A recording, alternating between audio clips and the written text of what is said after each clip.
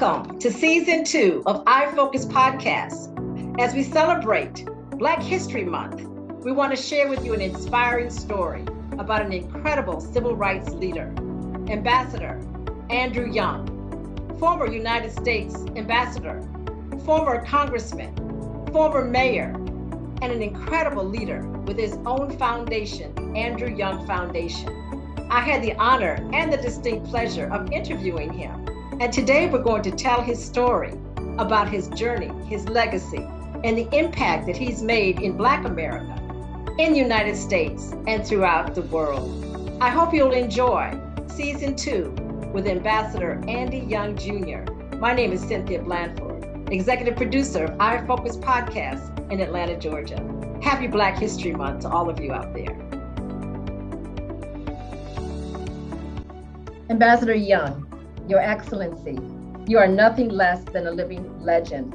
And I want to personally thank you for taking the time out of your busy schedule to grant me this interview today. As the publisher and CFO of International Focus magazine, I also want to thank you for attending the IF magazine rollout at the Metropolitan Atlanta Chamber of Commerce on February the 9th, 2022, where you so respectfully endorsed the magazine and stated that the IF magazine is right on time. You also thank the members of the Diplomatic Corps and others in the room for their commitment to strengthen trade and investment in the city of Atlanta. Ambassador, the first question, an icon of the civil rights movement, you worked as Executive Director for SCLC, the Southern Christian Leadership Council, SCLC, where you became a top strategist and trusted friend of Dr. Martin Luther King Jr. and witnessed his assassination. Ambassador, tell us how this experience with Dr. Martin Luther King Jr. changed your life forever. Thank you, sir. Well, Martin Luther King was truly a great man and a great friend. But the emphasis is on being a great man. And the way I define that is that he was single-minded in his purpose. And his purpose was to redeem the soul of America from the triple evils of racism, war, and poverty. And he had no illusions. He knew it was an extremely difficult task that we had been struggling with for 200 years or more. And I said in church Sunday, quoting him, that when we were sitting around one day and we were all in our early 30s, he said, you know, we have got to be clinically insane to think that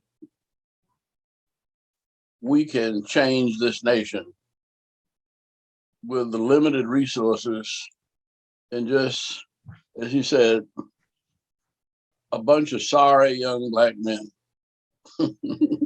have the audacity to think that they can make America better. And then he said something very prophetic. We'll be lucky to live to 40. Wow. But if we make it to 40, we got to make it to 100, because this is a lifetime struggle. Yes. And as you know, he didn't quite make it to 40. He was killed shortly after his 39th birthday. And somehow I'm still around. But I can never forget that it is going to take more than my lifetime to get this country moving in the right direction. Now, that doesn't mean we're not moving there, but we take 3 steps forward and then 1 step back. Yes. And we are making so much progress, and we are, that the more progress we make, the more complicated it gets. Yes. And that because as we change America, we're part of a world that's constantly being changed.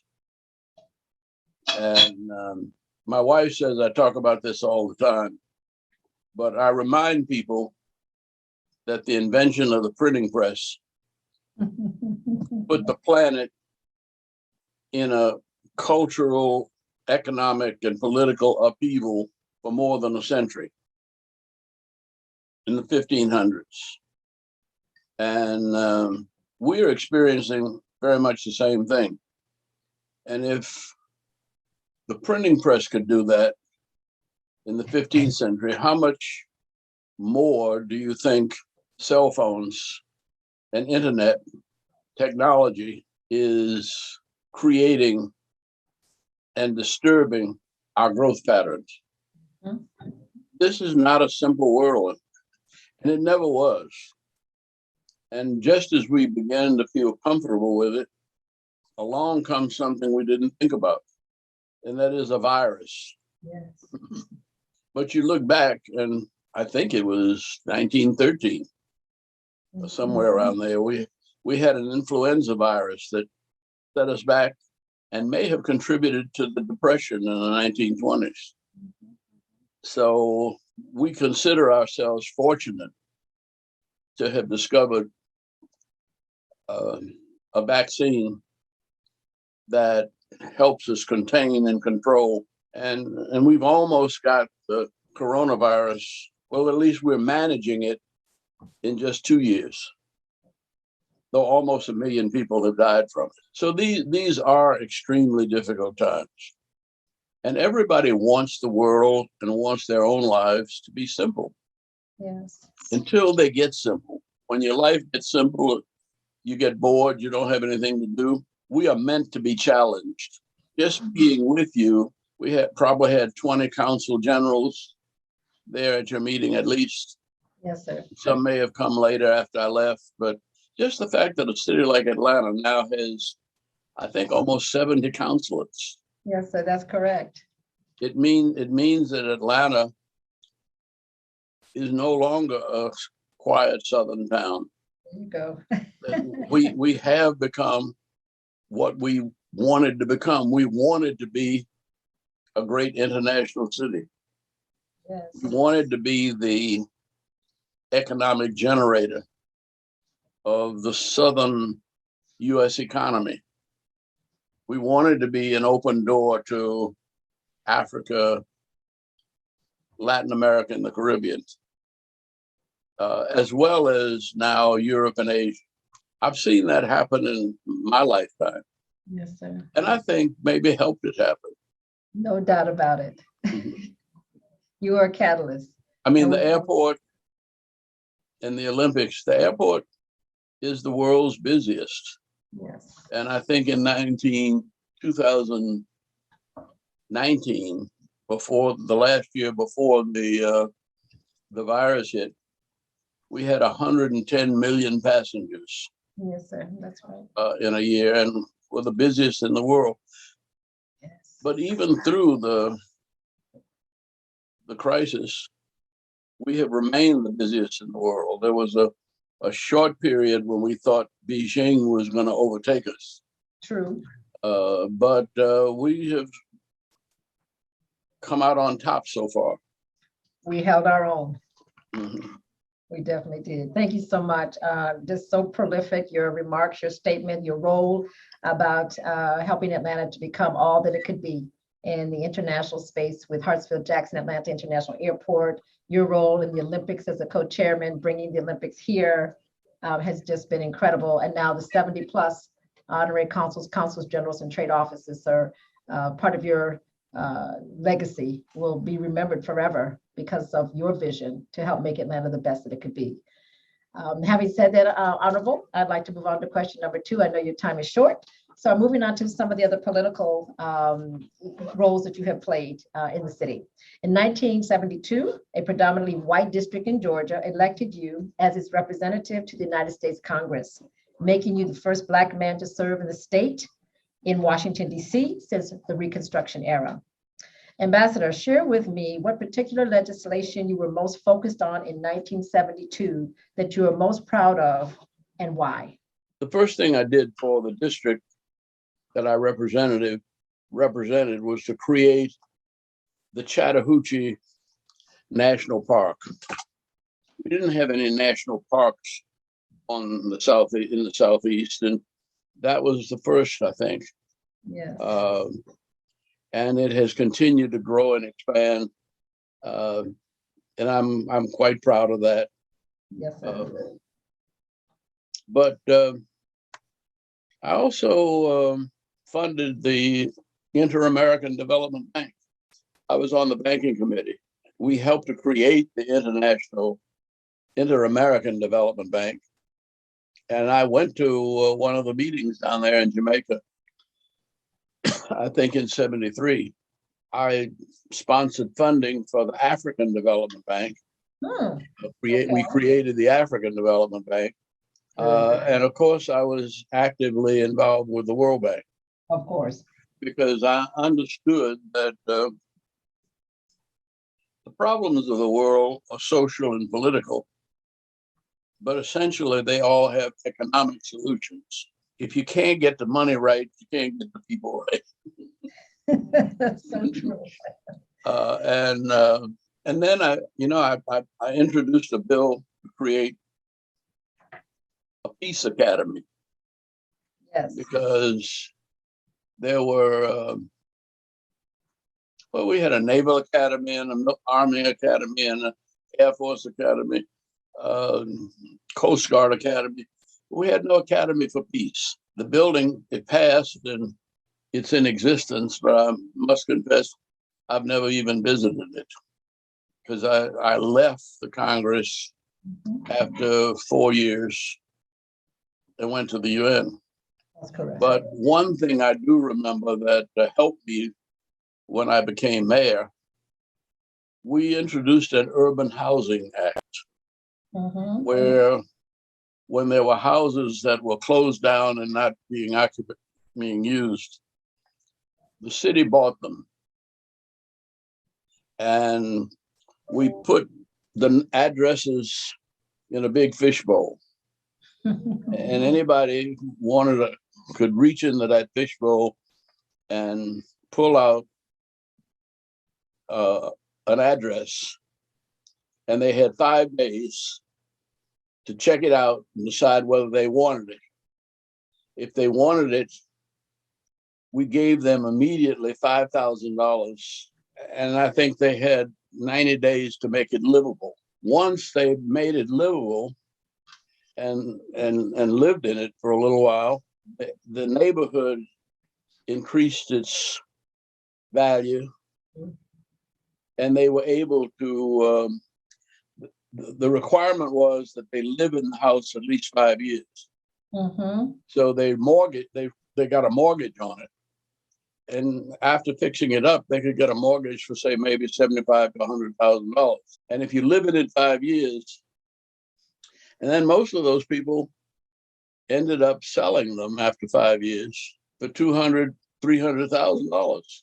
Sure. Because they were in the central city, but that was planned gentrification. Now, we didn't plan for them to leave, but when you pay $1 for a house, fix it up, live it in 5 years, and then somebody comes along and offers you $250,000 for it, most people are going to take it. That was the way we accommodated the large number of people. I mean, between the time I was congressman and the time I was mayor and the Olympics, we grew from less than 1 million people to almost 7 million people in the metropolitan area. And nobody thinks of us this way, but the metropolitan Atlanta area has an economy that's probably, it's about the same size economy as Norway. That's impressive. Norway is about $400 billion gross national product. Atlanta's economy was $398 billion. to put it in perspective, I think that makes Atlanta 3 or 4 times the size of South Africa economically. And it makes us running. I don't know what Nigeria's gross national product is right now, but when we were campaigning for the Olympics, and I went around Africa, the way I got the African votes, I said, look, this is an African city. I know that's right. It's not my fault that your ancestors sold my ancestors into slavery. Oh, Ambassador. But we're not going to hold you responsible for that, because we have gone through slavery. Yes. And we have regenerated an economy through education and yes. economics and just really hard work and vision. Seriously, yes. So we want you to vote for us as though we were on the African continent, because it was your ancestors that moved us over here, North America. Yes. And so that's one of the things that got us the Olympics. We got a solid block vote from all of the African and Caribbean states. So true. And Ambassador, that does speak to your leadership when you were in Congress and appointed by former President Jimmy Carter in 1977. You were appointed to the United Nations, to represent the United States at the United Nations. And in that role, you became a champion for human rights around the world, and particularly in Africa, where you spearheaded the administration's efforts to end apartheid. You will forever be remembered for your visionary work. Even though there were political and economic forces you had to navigate in order to help tear down apartheid. I wonder if there are any other measures today, as I have visited South Africa, Cape Town, Soweto, but Soweto in particular, I wonder, as a part of your legacy, did you have any additional thoughts on how to bring additional prosperity to Soweto? I know Soweto is near and dear to your heart. I know that you had great vision for that particular part of the province of the country, but I'm curious to know what other measures do you think in our lifetime we might be able to take to bring prosperity to Soweto? There's one institution that I really like in Johannesburg, and that is the University of Johannesburg. Okay. They graduate 1,000 college graduates a year. They're the second largest graduation class of Black people on the planet. Wow. The largest is Georgia State here in Atlanta. My alma mater. That graduates 1,200. Look at that. Undergraduates a year.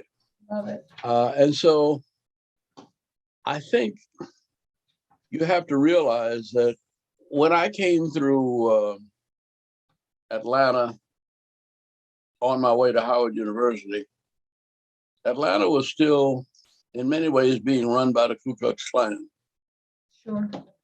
And it was a very narrow-minded, racist city that I would not have wanted to be a part of. But when I came back to work with Martin Luther King, it became my job to help develop it. Yeah. I think that's what we're going to have to see. I was one of that generation in the 60s that started coming back. Well, really, it was as early as 54 that started coming back to the South and building things up. And it takes time. Atlanta was blessed with a network of 4 historically Black colleges. Sure. 4 or 5. Mm-hmm. Mm-hmm. And then we were able to integrate the university so that I think the state of Georgia now has almost 500,000 college students. They're coming out of school fast enough so that their starting pay in most of these jobs is more than my pay was when I was mayor of Atlanta. How about that? And the progress is educational, economic, political, and they all go together. But one thing about Atlanta that I think is not typical of most cities, and even in America, is that we didn't build our city through taxpayer money. We built our city by going to Wall Street. And so the airport, which is the world's busiest, Yes. didn't cost the taxpayers anything. And last year it generated $66 billion. Imagine. And that was an off year. I tell you. That was a year when we were fighting the virus. Yes, sir. But it generated over 1 million jobs. The thing that has made us successful, that we partnered with rich people and went to Wall Street, and we plugged into the global economy. And so that our airport didn't cost the taxpayers any money. With the Olympics, we put on the Olympics and didn't use any government money. Montreal, after the 76 Olympics, I think is maybe still, they were $700 million in debt when they finished. We finished with $100 million profit. Look at that. Wow. Your leadership. No, it was just, well, I participated in it. I didn't want to do it as a government project. Of course. Because you have too many people controlling. We had 10 families that sort of created the vision and produced the ideas that generated the wealth that paid for it, and had $100 million left over. Impressive, Ambassador. So to that end, I wanted to ask you question 4 so we can keep you on your schedule. And you've already referenced the fact that in 1982, you were elected mayor of Atlanta, and I had the distinct honor and pleasure of working on your mayoral campaign. I'm from Ithaca, New York, but I'm by way of Houston, Texas, relocated to Atlanta, and I had the greatest time of my life working on your campaign. You were credited, of course, of helping to transform the city of Atlanta into an international metropolis, largely because of your influence in Atlanta and all the vision that you had around this work. Atlanta was chosen as the Centennial Olympic Games for 1996, and where you served as co-chairman. I witnessed also in 1996 the Olympic Games here in Atlanta, and I was excited and exhilarated to see people, young and old, black and white, people from all persuasions, to participate in this historic occasion. Ambassador Young, as chairman of the Olympic Committee, at what point in time during the negotiations did you believe that Atlanta had clinched the 1996 Olympic Games, and how do you believe sports help heal nations and bring peace? I decided we could win it before we even did. Okay. That's because one of my staff brought me a list of the countries that had a vote. Okay. And I went down the list of countries. It was 85 countries. And I went down saying, where is it I know somebody, where I know somebody who knows somebody. Yes. And I counted 55 of 85. Wow. So I figured it doesn't matter who's running. If we can get 55 votes, we can win it. That's right. We ended up getting 53. 2 of the people I counted were elderly, and one of them died. One was the Coca-Cola bottler in Kenya, Okay. who certainly would have voted for us, but he was ill and passed before the Olympics. And the other was a swimmer from Italy. And he and I had hit it off very good because I was a swimmer in college. Okay. And they were feeling that swimming didn't get the help that it needed. And I knew he promised me his vote, but he was ill, and you had to fly all the way from, he would have had to fly from Italy all the way to Japan to vote. And he didn't make the vote, but we got all the votes but those 2. Amazing.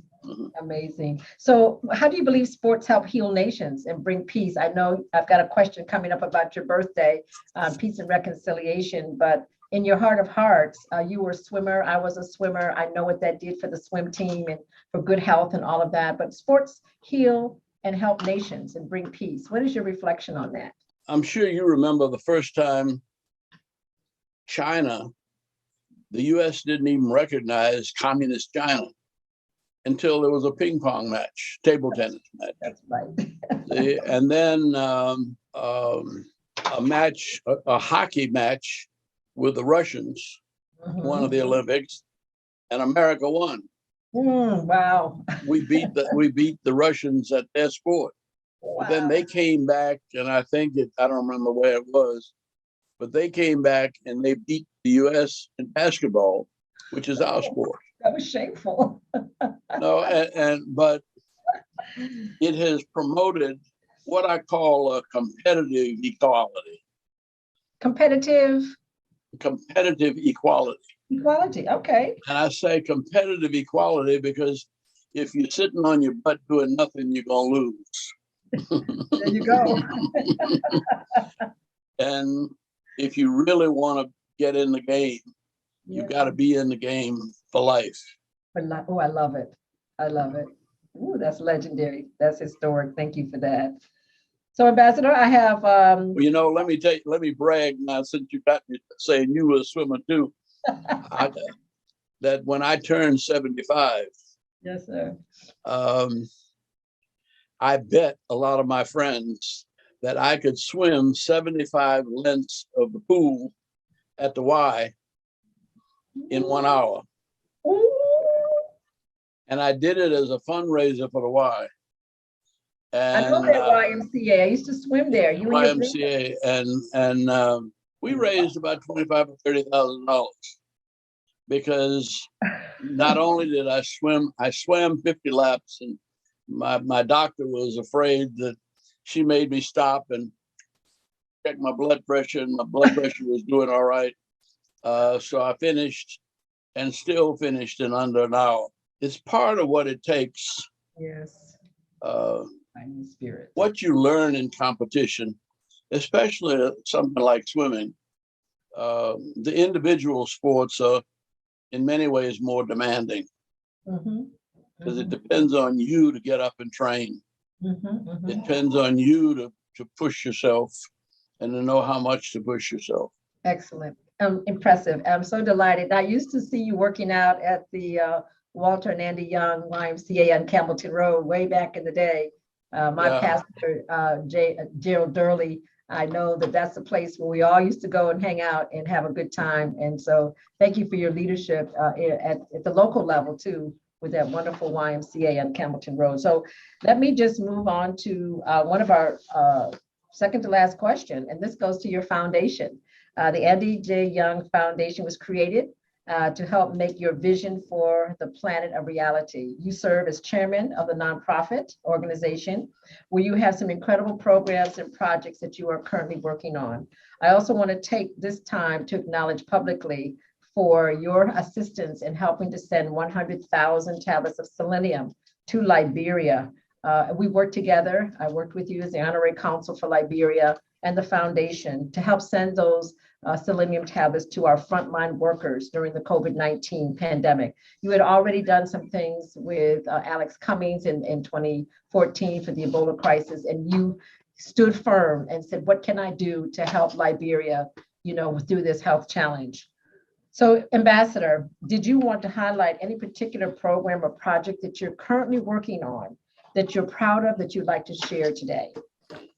No, well, we've been in the middle, and we've been doing pretty well. And because we are an international city, for instance, when I was mayor, a group of young people came to me and said they wanted to have their own conference, no adults present. I arranged for them to have the World Congress Center.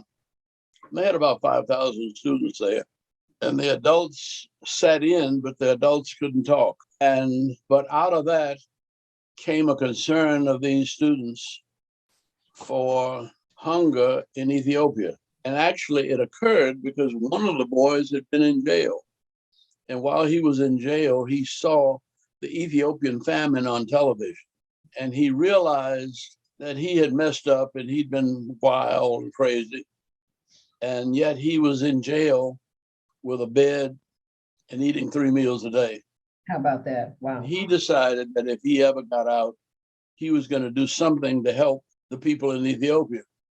And so the students got together, and I think they raised $100,000. And they did the research to find out who was the best person to send it to. And they decided that UNICEF had the most people on the ground in Ethiopia and were getting more food there. And so they sent the money to UNICEF. That's sort of what it takes to run a good city. You got to get everybody involved, and you're blessed if you have even wild, crazy young people who do foolish things and then get locked up, but then come to their senses. And he's quite a significant businessman now. Is that right? What Yeah. an amazing story. Amazing story. So when I write my notes up, I'll In fact, one of the young man who was the chairman of that youth group when he was 15 is working with my son, starting a financial technology bank called Greenwood.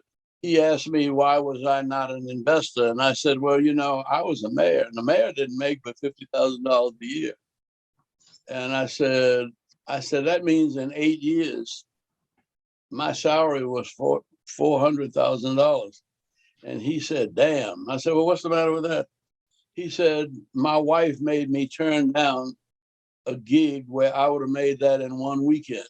Wow, that's pretty. And he's one of the young rappers from this neighborhood who is now making enough money to invest with my son and all the young folk in a technology bank. Excellent. Called Greenwood. They put together, before that, they put together a television network called Bounce.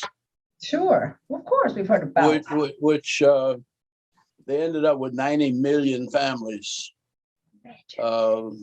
tied into it. Something to be very, very proud of. We can't throw the baby out with the bathwater. We don't know what genius, what future leader, future president might even be in the jailhouse. We have to take our young people where they are. So thank you. Well, my lesson started very early. Yes, sir. Because I got put out of school in 3rd grade. You were a troublemaker back then. But in order to survive, you had to be able to make a little noise. Oh, Ambassador, amazing, amazing. So the last question I have for you, Ambassador, I was also happy to learn that you are getting ready to celebrate your 90th birthday. Congratulations. I was excited also to learn of all the activities relating to the 4-day birthday celebration. I plan to be there to celebrate with you, and our If Magazine team in Atlanta will also be there to cover all stories related to your birthday bash for the magazine, and we will cover it and also put all of your events in the magazine. You will be on the front cover. Ambassador, please share with us what you hope to achieve with the various birthday events you are planning. So I know you have the March 9th 90-minute global prayer for peace. I know you have the March 10th 90-minute walk for peace and reconciliation. You have the March 11th 90-day exhibit opening and book debut at Millennium Gate. And of course, the big event, the birthday event on March the 12th at the Georgia World Congress Center. So is there any particular, 90 is the big one. You turn 90, so you're able to tie 90 into all of these incredible activities. Would you want to share with us what you hope to achieve at each one of these events, or just overall what impact you want to have? Well, to tell the truth, when I turned 75, I started this foundation. Okay. And I didn't have any money. I felt that I needed to think about what is it going to take to get me into heaven. I know that's right. and I turned to the 25th chapter of Matthew. And Matthew, the Lord asking us, did you feed the hungry? Did you clothe the naked? Did you heal the sick? Did you set at liberty those who were oppressed? And proclaim the acceptable year of our Lord. For me, that's a special challenge. Because it doesn't mean that you work in a soup kitchen for a weekend on Thanksgiving. For me, it means, what did you do, knowing all that you know, having worked in the city and the state and the nation and internationally? I know that there's 7 billion people, but that in another 50 years, there'll be 9 billion people. Can you imagine? We're having trouble feeding 7 billion people now. How are we going to feed 9 billion people when the planet's getting hotter, the water's getting scarcer, and it's getting more and more difficult because we have screwed up the environment of this planet? what we're doing is really kind of, it's more research and thinking about ideas. We're running small demonstrations. I was on the phone just before I started talking with you about a young woman out in Oklahoma who's working with minority children across the South in farming. We're gonna have to find some way that they can get into farming and not be an agribusiness. An agribusiness, may have thousands of acres of land and it makes millions of dollars. But we're going to have our food supply closer to the cities, closer to the neighborhoods. We're doing experiments with aquaponics, where instead of growing food in the ground, you grow it in water. And instead of adding fertilizer, you create a fish tank, and the waste from the fish floods through the water in the growing area. You create a complete cycle. The advantage of that is we can grow a head of lettuce in 6 weeks instead of 6 months. We're doing things like that we intend to export to Africa. But now, when I say export, I want to export the ideas. There are people like my friend Obasanjo in Nigeria. He's got a huge farm. He doesn't need any money. He needs ideas. He's got money. Dangote in Nigeria. He was saying that he was going to produce $1 billion worth of rice. Well, I would challenge him and say, why not $100 million into vegetables? I mean, and get more brain food than muscle food. Yes. And I have friends in Kenya, I have friends in Ivory Coast that are looking for, and then we have another famine in the total Horn of Africa now. Sure. Is really starving. So getting some of these ideas working and funding and exporting them. And we're not trying to export the food, we're trying to export the ideas. There are lots of things that have to be done. Healing the sick. Well, you mentioned that we sent selenium to Liberia, but we also found a Black exporter that was able to find, they're not oxygen generators, but the word is similar to generator. We were able to buy 25 of them, and we bought them in China and had them shipped across the border to India. And each one of these things, 25 things that we bought, can handle 50 people in a hospital.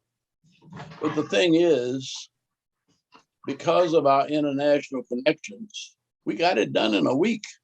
Amazing, really impressive. But these are the kind of accidents that I say, when there's an accident is God's way of remaining anonymous. Look at that. That we were led to this young man in Thomasville, Georgia. Now that's where my first church was. Sure, I remember. In 1954. But it was a little country town then. But to think that there was a Black man able to export and import from China in Thomasville was in itself a miracle.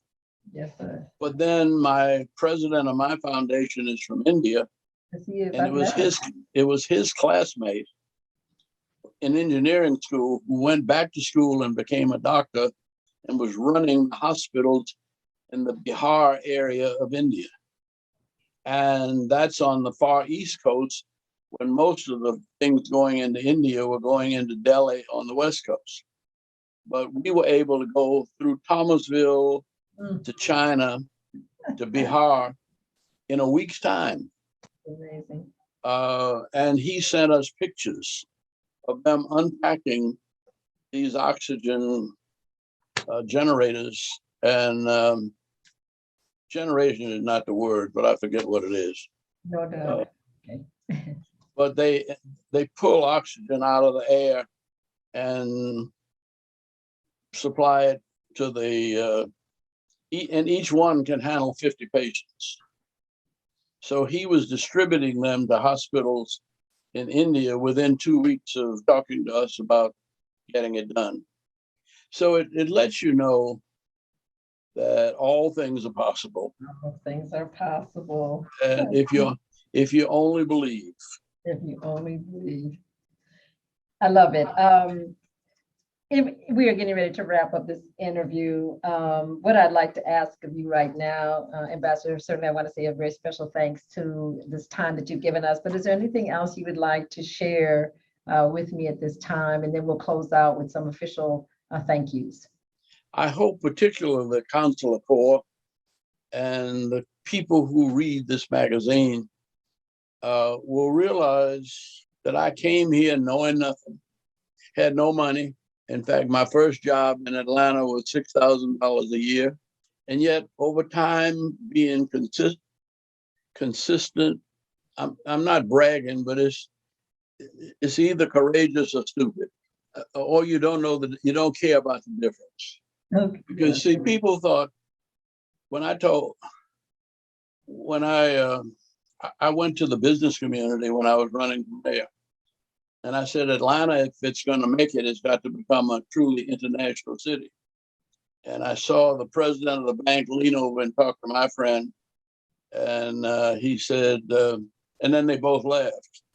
So when I got out of the meeting, I said, Charlie, you got to tell me what he said. And he said, you don't want to know. I said, yes, I do. And then he said, Charlie, where in the hell did you get that crazy nut? I was talking about you. But I said he used an N word, but it probably wasn't nut. I'm sure you're right. See, but that man became one of my best friends. Look at that. Because I took him with me to Japan. Okay. And we interviewed over 100 Japanese businesses in about 3 days. My God. And we got about 5 of them to come back to Georgia. That's amazing. And so, but he had never been to Japan. When I went to Congress, the first year I was in Congress, they selected me as a representative to go to meet with the Japanese Diet. And I spent almost 10 days in Japan, getting to know people, understanding, and I understood that they were producing more stuff than they needed in Japan. Mm-hmm. So if they wanted to survive, they had to expand their markets. And the best place to expand the market was Atlanta, because you could get to 80% of the US market in 2 hours from Atlanta. That's because of our airport. Well, he didn't know any of that. So when I took him with me and he saw how the world operates, he became one of my best friends and supporters. Look at that. Amazing. That's such a testament to you, your vision. And I'm just so proud to know you and to have been a part of your journey here in Atlanta, Georgia. I'm a native from Elmira, Ithaca, Houston, and Atlanta, but I claim Atlanta as my home because of people like you, Ambassador. So as we get ready to close, on behalf of IF Magazine, International Focus Magazine, Atlanta, Georgia, I want to say a very heartfelt thanks and appreciation to you for taking the time out of your very busy schedule today. We will be at your 90th birthday party. We'll be covering all things Ambassador Young for your birthday tribute that will begin, I believe, is that on March the 9th, all the way through March the 12th. Ambassador, thank you so much. Hope you enjoyed my interview with Ambassador Andrew Young. Be sure to follow us on social media, Twitter, Facebook, YouTube, everywhere you like to listen to your favorite podcasts. Be sure to tune in to iFocus podcast every other week, where we talk travel, trade, tourism, and international business. My name is Cynthia Blandford, here in Atlanta, Georgia, iFocus podcast, executive producer. Thank you for joining us. We look forward to seeing you again in the near future. Have a great day.